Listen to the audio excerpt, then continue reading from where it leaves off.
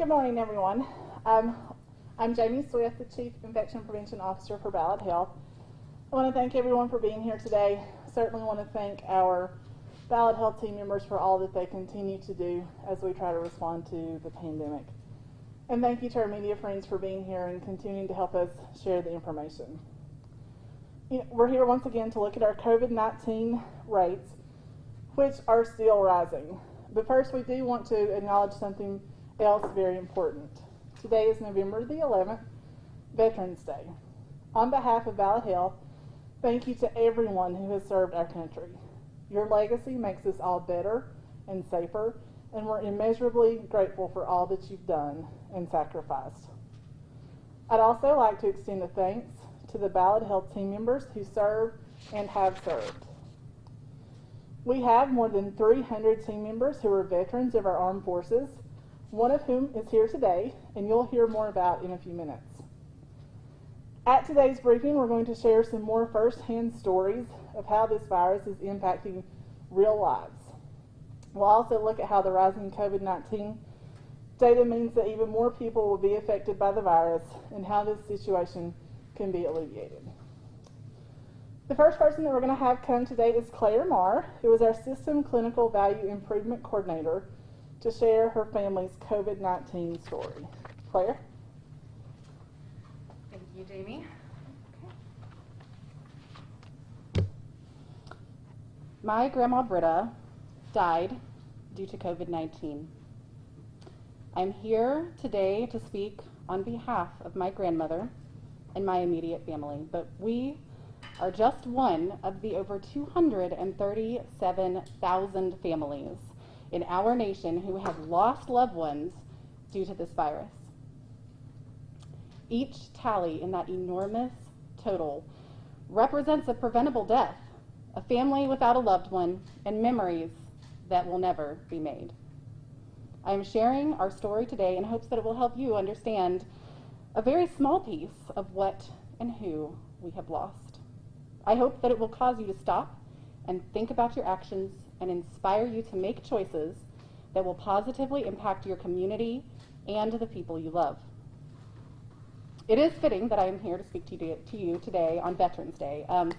My grandma Britta was my most favorite veteran, and she had a very strong sense of calling and purpose, and so during World War II, she enrolled in the Women's Air Corps, or the Women's Army Corps, sorry, but she did it even though her fiance, who really didn't want her to enroll, he threatened to break up with her. So she told us she cried in the barracks with her friends when she got a Dear Jane letter while she was serving overseas. Not only did she risk her life in her quest to make the world a better place, but she also risked a very important relationship. And it ended. But after the war was over, things improved, and this is how she put it.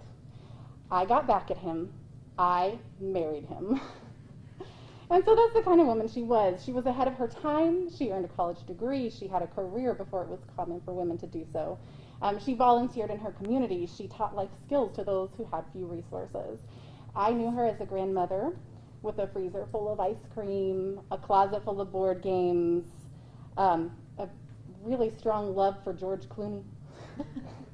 When I was a child, she took me to museums, parks, libraries to enlarge my world. And then when I was an adult, she encouraged me to pursue my career and further my education. But no matter what stage of life, I knew that when I called her, I would have to hold the phone far away from my ear because her enthusiasm was just that amazingly loud. She was more than high risk. She was more than had comorbidities. She was more than a statistic. And she didn't catch COVID at an event, like a concert, a rally, homecoming, a football game. The caregivers at her assisted living facility did their best, but they still infected her. She developed pneumonia, tested positive for COVID, and died soon after. We didn't get to say our last words. We didn't get to take pictures holding hands. We didn't get to have a funeral. COVID took her life, and it took those things from us as well. personally, I felt her loss deeply. She died on a Saturday morning, and Monday I thought I'll go back to work and do what I can to lessen the impact COVID has on our region. And I did okay for a while, but in the afternoon the grief hit me like a wave. It was so painful. It was physically painful. And so I went for a walk to try to get myself together. I ended up sitting on this large rock in an isolated spot and just crying for over an hour before I could get it together enough to come back in. And so the next day I thought, okay, I'm okay. So I came back, and very quickly I realized that the pain was too great. I could not work because it hurt so much. So when I finally did come back, I came back determined to follow my grandma's example and to make a positive difference in a terrible situation like she did in World War II. But the pain is real. Do not dismiss this virus. Do not dismiss these deaths. The people that we have lost are more than high risk. They were more than had comorbidities. Grandma Britta had a wall of pictures in her room, and there were hundreds of photos of her children and her grandchildren taped to the wall, reminders of the everyday moments, reminders of big things like weddings and graduations and birthdays. And for me, you know, soon after she died, I earned a degree, and she had been a cheerleader for me during that journey. I was really looking forward to sending her a picture for her wall, a picture of me at graduation, but I can't, because she's not there. The wall's not there anymore. She's dead. And I can tell you the same story for other moments this year. I would have loved to have sent pictures of my daughter's first day of kindergarten, or my son's Minecraft-themed Halloween costume, or maybe our 15th anniversary, but I can't send them, and I will never be able to, because she isn't there. She died due to COVID-19. She was more than a statistic. She was more than high risk. She was more than had comorbidities. And so I'm asking you today to consider the impact of your actions. If you are not concerned with your own personal risk, I ask you to think of those in your life who are of advanced age, who are high risk, who have comorbid conditions, and if you're not thinking of them, think of our healthcare workers, essential workers, our educators. So, stay home when you can, wash your hands, wear a mask, social distance, get your flu shot. Are you doing your part? And as you make your choices, I want you to remember my Grandma Britta. I want you to remember her as a bold example of a woman who was willing to risk everything to serve others during World War II. She did her part. She has inspired me to do mine, and I hope she inspires you to do yours as well. Remember, every number in the death toll represents a grieving family. It represents loss and pain and memories that will never be made. And we, as a community, are failing at the things that will improve the situation. Who do you stand to lose in your life? Are you doing your part? We're at a crisis point. What happens next is in your hands. You have the power to choose. Stop, think, and ask yourself, am I doing my part? Thank you.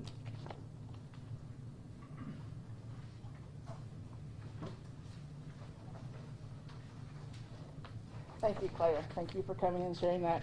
And just know, you know, Claire is not just a colleague. Claire is a friend. And so there are these stories of Claire's and the grandmothers and those families that are being touched all across the region. They are not just data points.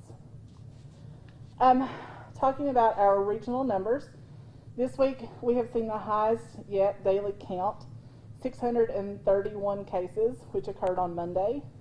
There were significantly higher cases reported that day out of several Virginia counties. In particular, we saw that out of Smith, Tazewell, Washington, and Wise counties, which all had more than 25 cases. As you know, and as we've shared, we had our highest number of inpatient cases on Tuesday with 217. Today, we have that same number in-house of 217 cases. It is not the same 217 patients as we've talked about the past couple of weeks. We had over 30 discharges, and so what we're seeing is we're discharging patients that we're filling right back up, and so we're back up to 217 today. It's also worth noting that 20% of all of our hospitalized patients right now are hospitalized because of COVID-19. Over the weekend, we, as Ballad Health, the patients that we tested, we worked more than 30 cases of COVID-19 in patients under the age of 18, which is also higher than normal for us. We do know through interviews that at least one of those was directly related to trick-or-treating on Halloween. We do expect that several others were related to that as well, and we'll likely continue to see Halloween-related COVID-19 cases over the next week. Speaking of holidays, with Thanksgiving right around the corner, it's a good time for everyone to evaluate their holiday plans. If people proceed with large family gatherings, travel, and other traditional events, we will most likely continue to see an increase by early December. Looking at today's data, as we mentioned before, while the day-to-day inpatient census may not look like it's grown much, we continue to discharge patients every day. Of the 217 COVID-19 patients we currently have, 39 are in intensive care units, 23 are on ventilators. We do currently have 6 PUIs, or those patients under investigation, who are waiting on their COVID-19 test results. Our current patient occupancy is at 93.2% of med-surg beds and 96.6% of ICU beds across the health system. We have 29 available COVID-dedicated beds and 5 available ICU beds. Our positivity rate is 16%.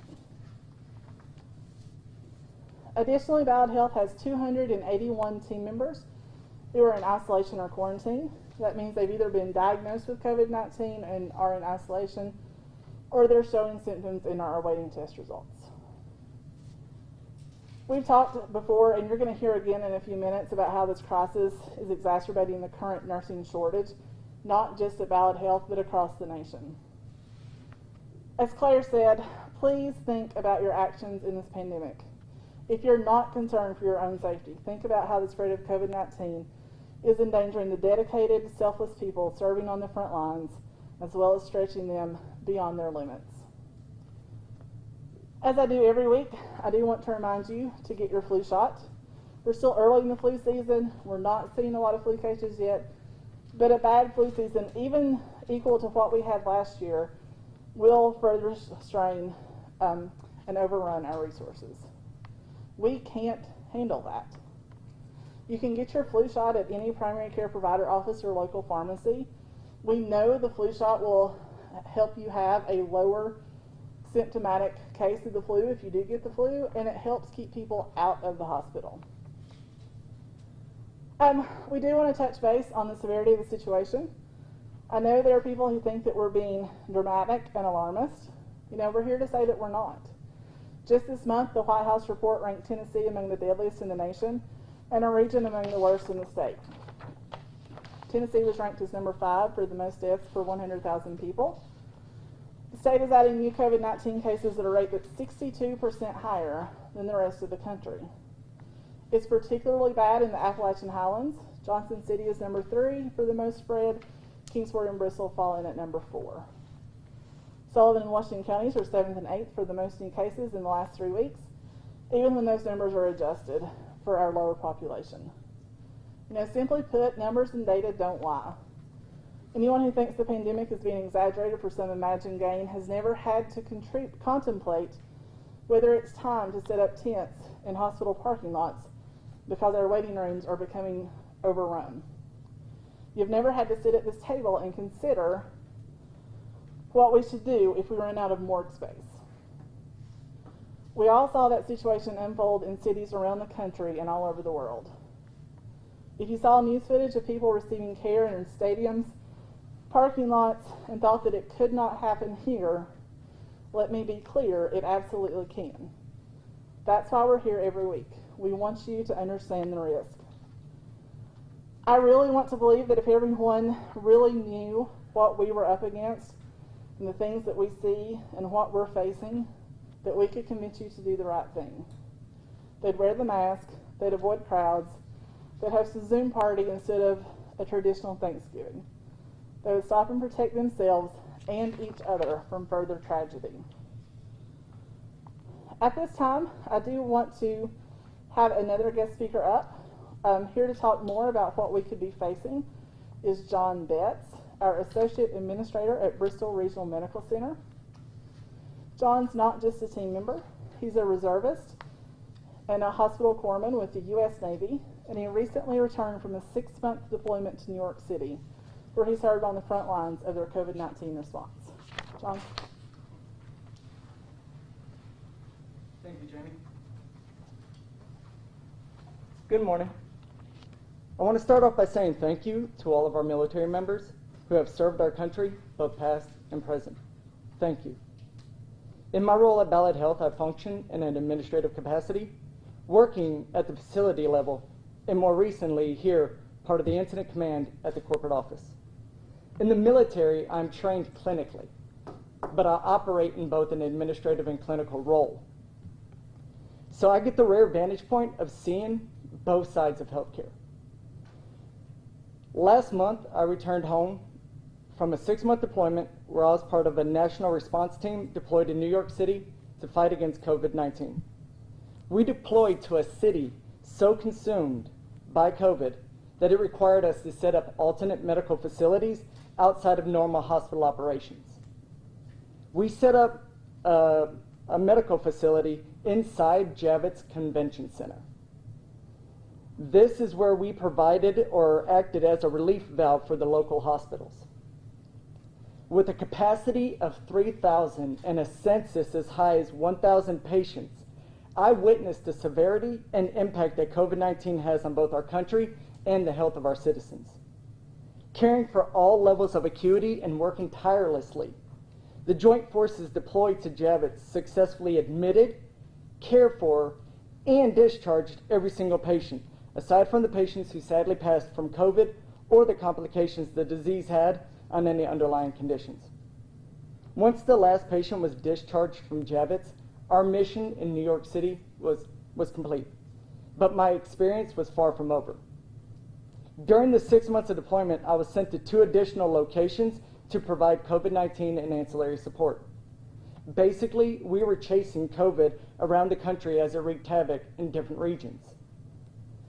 I truly believe what kept us safe and healthy during our deployments to the epicenters of COVID-19 and while we served on the front lines caring for COVID patients every single day was the level of compliance we had with our mask, with our social distancing, hand washing, and our strict adherence to the restrictions placed upon us.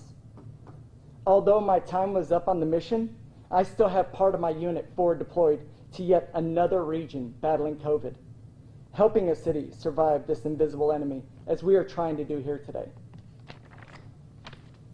Soon after my return to home and to work, I was called up to serve on the incident command here at Ballad, where Ballad and the facilities within the health system work daily to try and mitigate the impact that COVID-19 can have on both our community and our hospitals. And that's beyond today's numbers. Personally, knowing that COVID can easily overrun our cities and our hospitals to the magnitude equivalent to what I saw in New York City and other regions is a reality to me, if we as a community function without precautions. Although our population density is not the same as New York City, our geography, we're more widespread. But if our community and Ballad are not working together, we too could face those needs for outside reinforcements. That's a spot I hope we never have to get to. My time deployed taught me not to fear, but to respect this disease. That means that I would do anything I have to do to protect myself. It was to protect my fellow sailors, my patients, most importantly, my mission. But now that I'm back home, I also have to include my family and my community. When we go to the front lines of war, we wear body armor, not because we want to, because God knows it is heavy and uncomfortable. But it's because we respect the effects a bullet has when we are without it. That is how I treat my mask. I treat it like armor against an invisible enemy. Either deployed or here, it is no different. Outside of my uniform while serving our community, I believe the mission stays the same. We are here to keep the community healthy, to protect the integrity of our health system and healthcare providers by keeping them safe and healthy, and to continue to provide the best possible care. Thank you for letting me share my story. Happy Veterans Day, and it's a pleasure to introduce Dr. Clay Runnels, our Chief Physician Executive.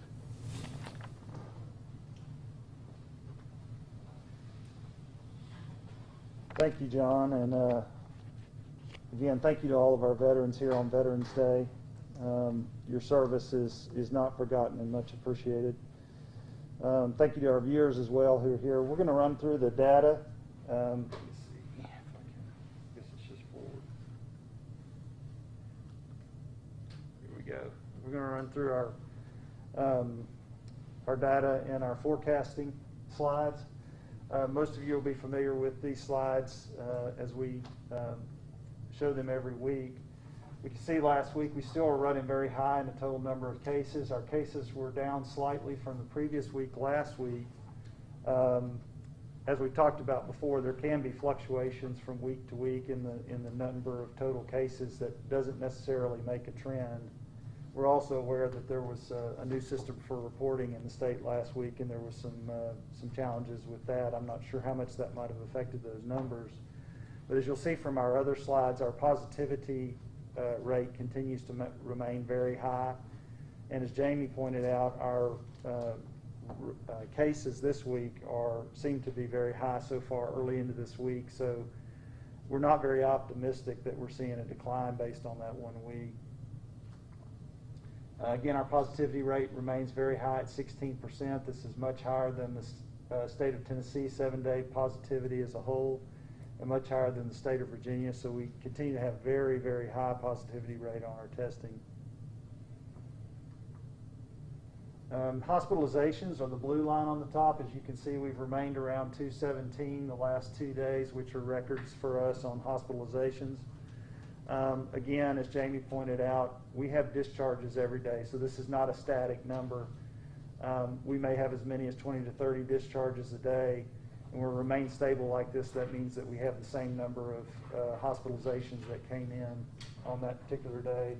Our PUIs continue to remain low as we are having effective testing, which is identifying these cases early on.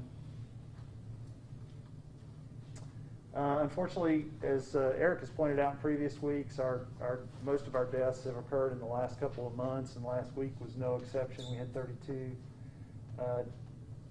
deaths reported, and we continue to see a rise in the deaths as was predicted by the total number of cases over the last few weeks. We've had that discussion a number of times, and we continue to see the number of deaths rise with the total number of infections and hospitalizations. Here's a graph showing our new cases. Again, similar to the bar graph that we showed earlier, the cases remain high. New hospitalizations continue to remain above 100, and new deaths continue to rise as well, as we've talked about. Our forecasting model, the gray is our actual number of Ballad Health census, the total hospitalizations that are current on that at that particular time. As you can see, we continue to track along with the red line, which is sort of our worst case scenario with regard to preventing the spread through behavioral modifications. So we continue to be on that same progression.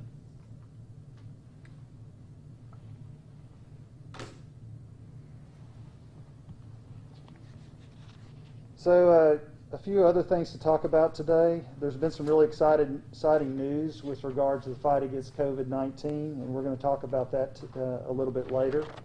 But one thing that hasn't changed is the importance of mask wearing. You've heard that today from others, and you're hearing it from me again. We've seen locally and nationally that wearing masks lowers case counts for COVID-19. There was an interesting update this week from the CDC where they pointed out that masks not only protect others from you, but also protect you to some degree as well. Although they're primarily designed to reduce the emission of droplets from infected people to those that are not infected, they also help reduce the inhalation of droplets per the CDC, which means they protect the wearer to some degree as well. What this means for us as a community is that the more people that we can get to wear masks and the more consistently that we can wear masks, it will really help control the transmission within the community. And as I pointed out, actually do protect the wearer to some degree as well. Additionally, the CDC reports out that strong adherence to mask wearing, social distancing, hand hygiene, and staying in adequate ventilation areas will help avoid future lockdowns in parts of the country. Many of you probably saw our open letters by our regional mayors, business leaders, and organizations this week to encourage masking by everyone in the Appalachian Highlands. I'd like to thank them for stepping forward to help us address this issue. And Ballad Health, as I pointed out, continues to remain committed to mask wearing. We want to remind everyone that masks are required at our facilities at all times, unless the patient is alone or in his or her room. This means masks are required when patients are being seen by caregivers and providers, or undergoing tests or consulting with our team members. Masks are also required for visitors as we continue to maintain our one designated visitor policy per patient, per length of stay. Visitors wearing a mask isn't a recommendation or guide, it is a firm requirement for us. It's necessary for us to protect the safety of our other patients and our team members. Anyone who doesn't comply with this will be asked to leave our community, leave our hospital. Anyone who comes in from the community will be asked to leave the hospital if they can't comply with these rules in order to protect the safety of our patients and team members.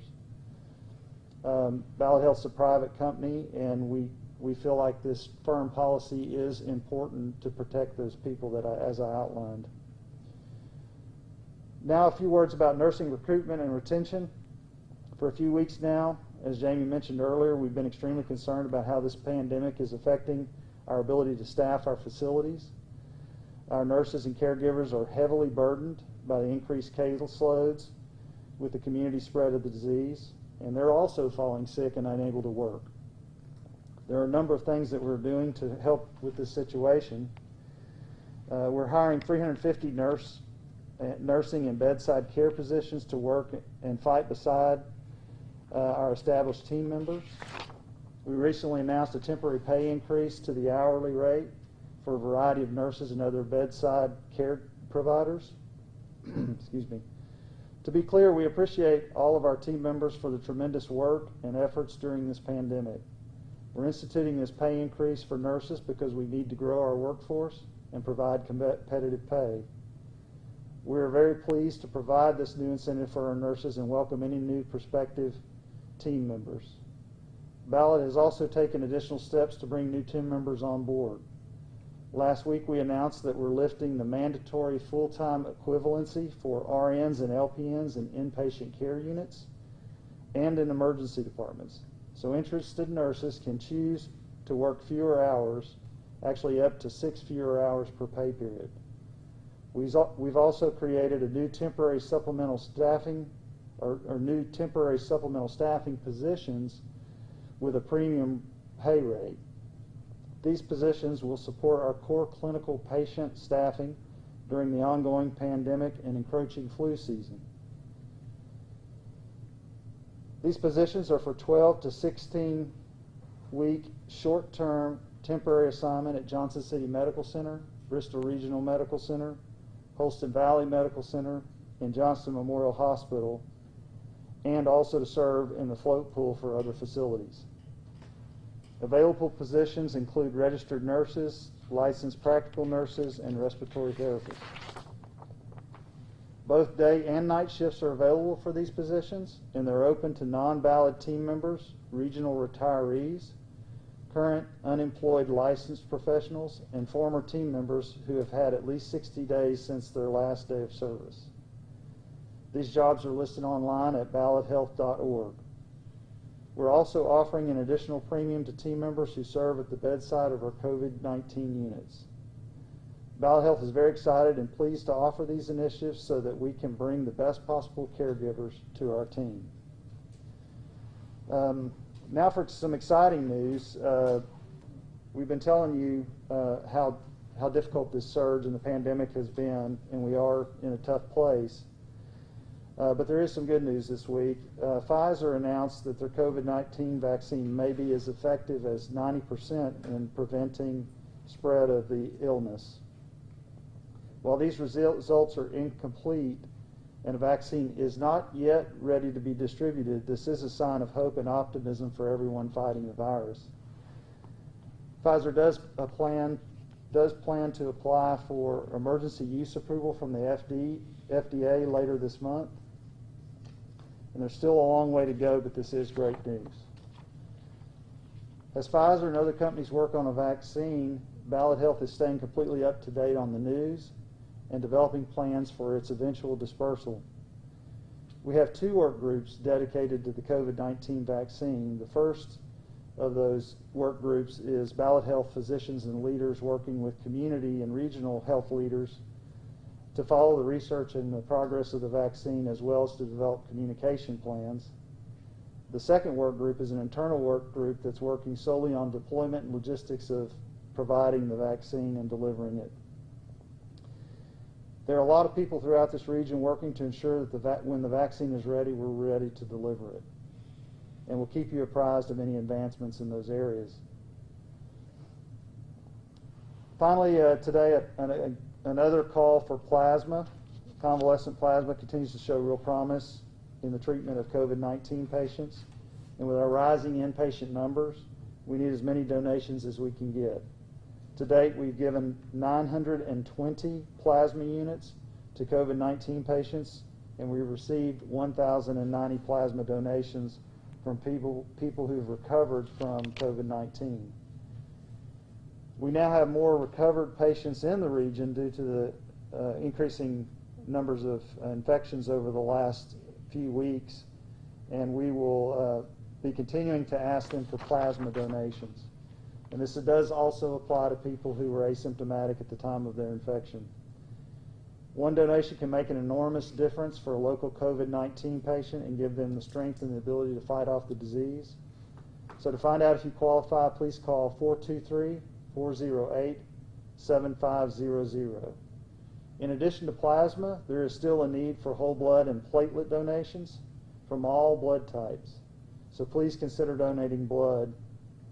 Anytime you step forward and donate blood, plasma, or platelets, it's an incredible gift to someone else. So please consider that. And again, that number is 423-408-7500. And those are our prepared remarks for today, and we'll open it up for questions. Dr. Reynolds, the Vanderbilt study about mask wearing and its relationship to the number of fatalities has come out, and I just wondered if you guys have looked at that and if it corresponds with what you all are seeing. Yeah, we're reviewing all of that data. I'm not prepared to make a statement about it, but it would be consistent with a lot of the data that we've seen in the past that was related to hospitalizations and the prevention of hospitalizations. So, you know, obviously these things are all related. So total infections lead to hospitalizations. Hospitalizations, a sicker group of patients, they tend to die. So and not do well, have long-term complications, et cetera, et cetera. So that's consistent with other studies and data that we've seen. I'd like to ask John if you could maybe help us understand what you observed in your time in New York and kind of what the sense was, I guess, of the public and the people that you were serving up there. Was it despair? Was it what was that like? Well, when we first got there, the public was actually absent for the most part. The streets were dead, which is, if you think about New York City and the vast population that's up there, us walking the streets and us being the only one on the streets was a vast difference than what you normally think of. The patients loved us. The general population didn't. A lot of times we got pushback because we were military. When we walked around the streets, we had to walk around in our military uniform. So it almost felt like they called in this militant unit to take care of things. And then, of course, we dealt with the naysayers, but we also had people that wanted to take care of us. So there were soup kitchens and different businesses that wanted to provide food for us every single day while we worked at Javits. They didn't charge anything. They made huge boxes and said, take as much as you want. So it was a 50-50 mix, but at the beginning, it was a scary sight to walk into New York City and not see anybody on the streets. I mean, that's, like I said, very rare when you think of a high-moving or high-populated city. What was the experience of having that many patients in one setting? One would say overwhelming, but when we deployed as a 452-man unit or an expeditionary medical facility. So we went prepared to be able to fill up the full capacity. However, taking care of them, they were so widespread within the Javits Center itself. One floor was 1,000 beds. It was like a normal day after a while. I think the biggest hiccup that we faced was within case management and discharges, because the majority of our patients were either homeless or lived in shelters, and the shelters didn't want to take them, and we were not going to discharge any patient to the streets. We wanted to make sure that they were discharged to a place where they had a roof over their head. Thank you. Thank you. Kevin? So since you've mentioned that the situation has gotten severe, are you suggesting another stay-at-home order to combat the spread of the disease? I'm sorry, I can't quite hear you. Could you repeat? You mentioned that, or I guess Jamie sort of actually mentioned this, since the situation has gotten severe in our region, are you suggesting another stay-at-home order to combat the spread? Jamie, you want to handle that? What I would say is those are decisions that our regional leadership, our state leadership have to make. What we're advocating for is that people use good judgment. We've done that throughout. Our message is not changing. If it's not necessary to be in a large group or a large gathering, this is the time to be especially vigilant about that and diligent about staying home when you can, washing your hands, wearing your masks, and all those sort of things. The leadership, our leadership, both at the regional and the state level, will have to make decisions on what things look like and what needs to be done from a standpoint of gatherings and those sort of things. But certainly, it's a time to consider those sort of things. Jamie, I don't know if you have anything to add. Covered it well. Taylor? Yeah, you mentioned the Pfizer vaccine. I wanted to ask you, because I've heard conflicting stories about when it might be available and when it might be available to the general public. There's been some insinuation that it might be available in December, and therefore we don't have to be as aggressive about fighting this disease. Do you know anything about the timeline? Well, so that, from our standpoint, we get the information when we get it. And so we don't have a real clear perspective on I don't have a date that this is going to show up, and I certainly don't know the numbers of what's going to show up for us to deliver to various individuals and groups within the community.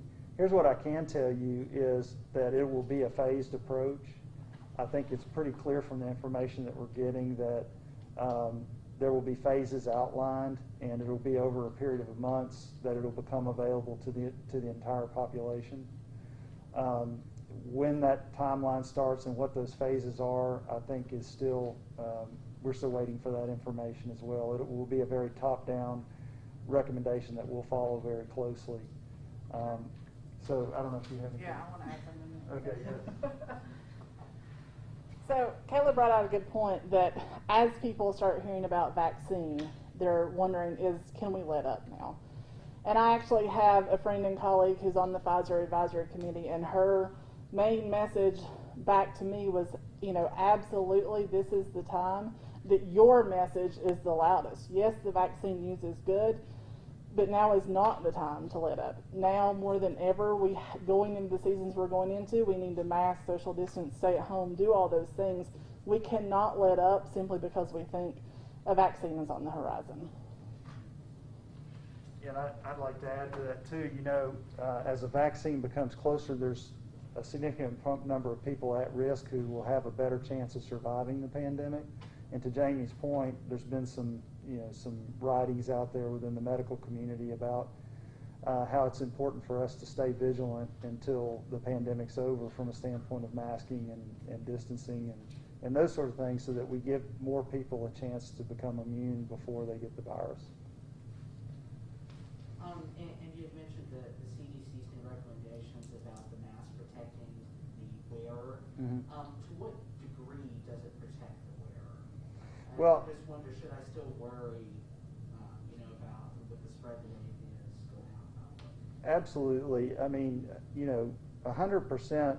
Masks are never 100%, right? And they're most effective when they're matched with social distancing and avoiding large gatherings. So I don't think anyone has ever, that I've seen, said that masks are 100% effective at preventing the spread of infection. It's about reducing the transmission of the infection between people.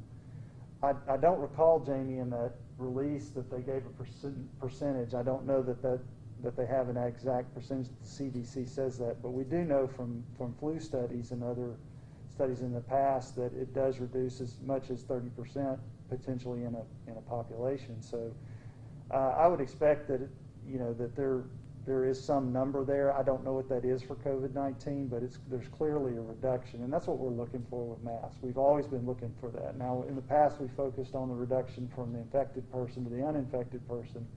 We now know that there's some level of reduction for the person who's actually wearing the mask, which is really not surprising if it's about absorbing droplets, and some droplets do get out in the air. Then your mask may absorb some. So it's really not surprising that there is a protective nature of wearing a mask for yourself as well. And then I have two for Jamie. Talking about the holidays coming, Thanksgiving, for folks who have kids in college right now who are coming home, what do you recommend to them on how they can prevent their child from bringing it home and spreading it to the family? So Kayla's asking about kids who are returning home from college, and I don't think there's any special recommendations.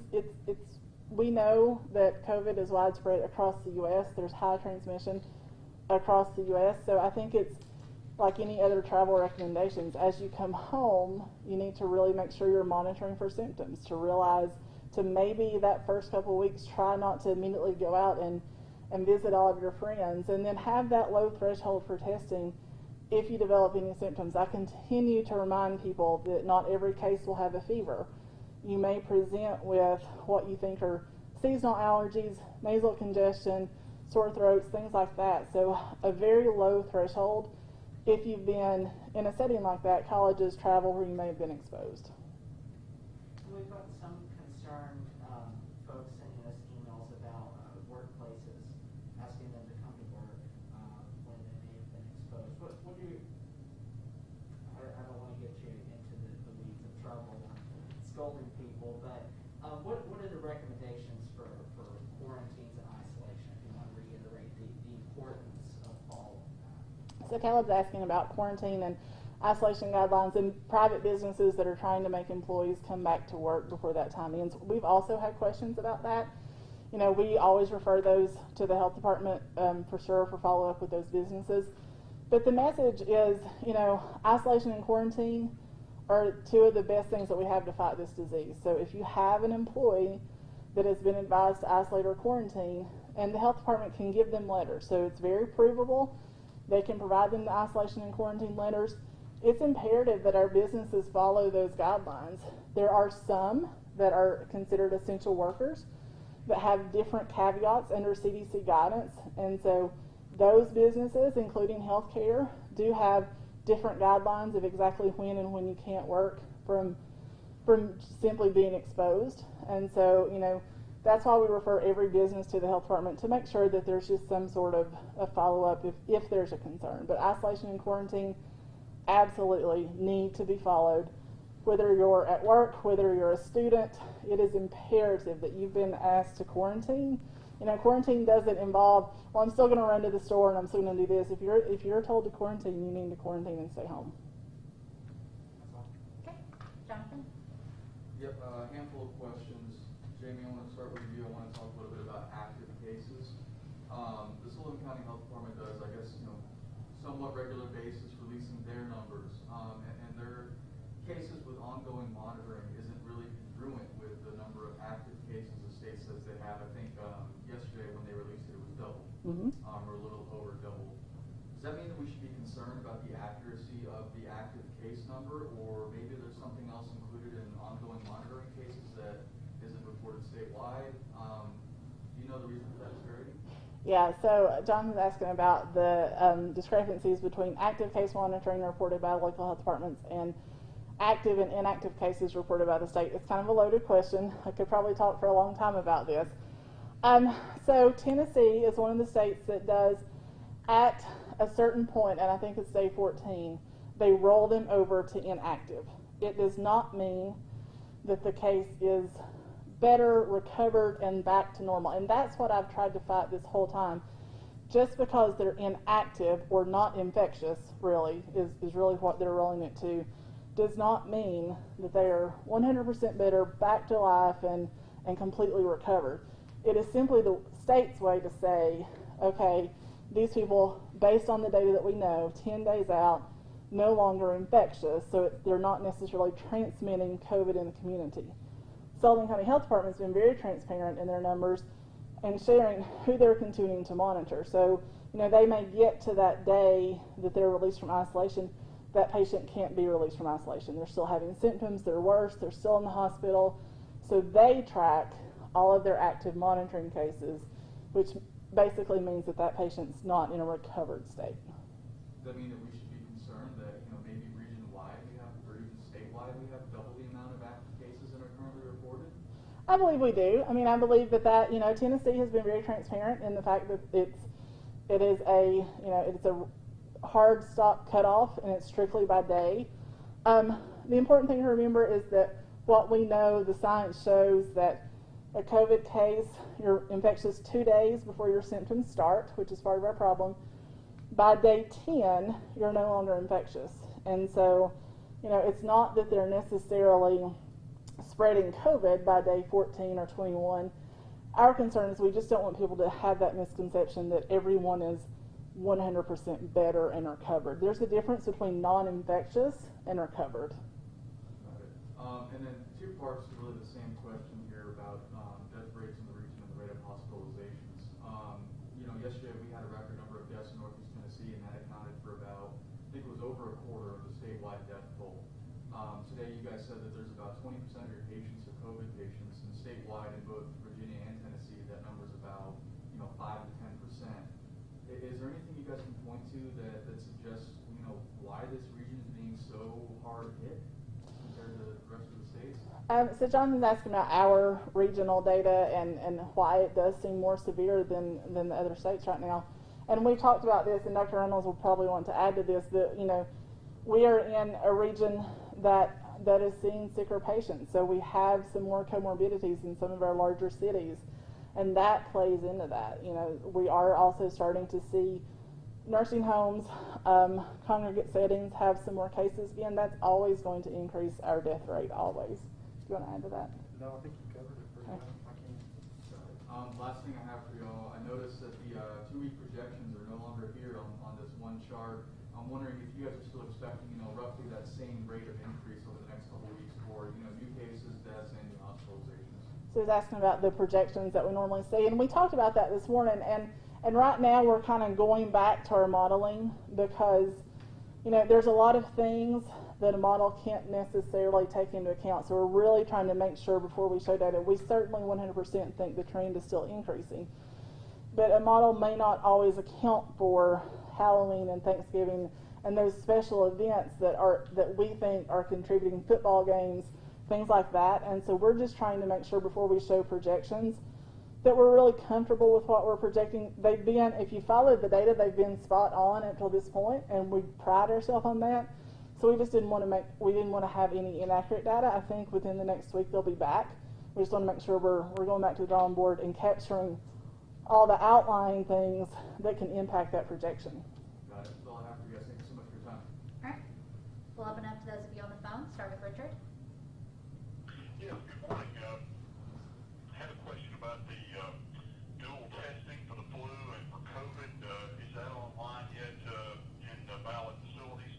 So Richard's asking if we have the fourplex test up, which tests for flu and COVID and RSV. That did go live this week. We are using that.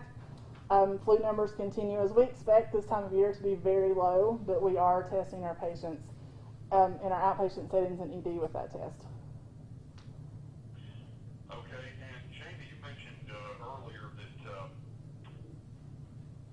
maybe folks around here wouldn't think it would come down to setting up tents and parking lots to help triage them and care. Are we anywhere close to that yet with some of these numbers that you see? You know, both of those situations that I mentioned, he's asking about the tents, could that really happen? And we've set up this table in this room. We are talking about tents for ER or ED waiting rooms to try to, because our ED waiting rooms are becoming full, we expect that will continue as we go into flu season. And so we want to make sure that we can still socially distance and let everyone who comes into the ED come in as they seek care, but keep them safe. So we're trying to make sure that we have enough room to spread out, keep the distance, and keep our patients safe that we need to serve. Okay, and final question, with cases going up nationwide, how's the PPE supply at Ballad holding out? Our PPE supply is really good. We have a strong supply chain. They have worked extremely hard. We still have no worries. You've probably seen there is some coverage of an expected glove shortage, so we are already making steps to make sure that hopefully Ballad will not be impacted by that. That's an international concern, and hospitals across the nation are trying to prepare and respond to that. Okay, great, thank you. All right. Thanks, Richard. Eugenia? Yes, just had a question about our positive rate. Now we have right now a very high positive rate. What would be the target that we would look at as a good positive rate? So she's asking a good target for positivity rate. We actually want that to be less than 5%. You know, 1% is ultimately the goal, and in places like New York, we're able to get back to less than 1%. So when we say that, you know, our positivity rate is really high, it is really high, and it's concerning.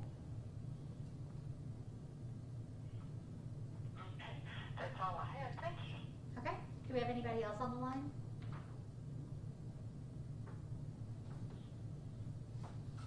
All right, then that concludes today's media briefing. Thank you all. Thank you.